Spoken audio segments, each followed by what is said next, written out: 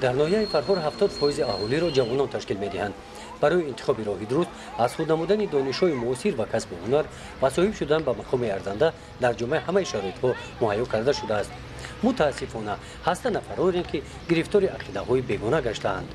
متاسفانه امروزها در زندگی هر روزمون ما نشانه‌های فرودگری را در حقیقت در جامعه دیده می‌توانیم که این پیش از همه در رفتار، در طرز سر و لباس پوشی و گفتاری قسما جوانان به چشم می‌رسد و البته من شخصا سبب همه این را اولین درجه در پس بودن سطح دانش معرفت نوکی جوانان می‌بینم و اگر جوانان فرهنگ خود را، خلق خود را، وطن خود را دوست دارند باید در بین دیگر خلق و ملت‌ها عرف و عادت و مدنیت خلق خویش را بررسی کنند، تشویقات کنند، نه اینکه فرهنگ بیگانه را در بین همسالان خود راه اندازی نمایند.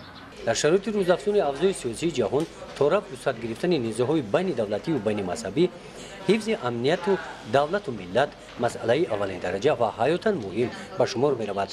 با مقصد فهمانیدن وضع جهان امروزه، مبارزه بر ضد تروریسم، افراطگرایی، شامل نشدن به گروه‌های اکستریمیستی اسلامی با اشتراک نمایندگان مقامات پروکراتور گنرالی جمهوری تاجیکستان با ساکنان ناحیه فرخور واخوری دایر کرده شد.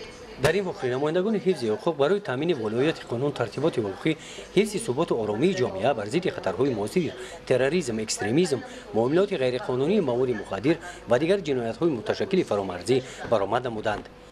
در جماعت مدیران شعبه‌های مقامات اجرایی حکومت دولتی ناحیه برآمد نموده قید نمودند که ساکنان ناحیه فرخور برای امنیت، وحدت ملی، صلح و ثبات، ولایت قانون و آرامی و آسودگی کشور محبوبمان همیشه آماده هستند.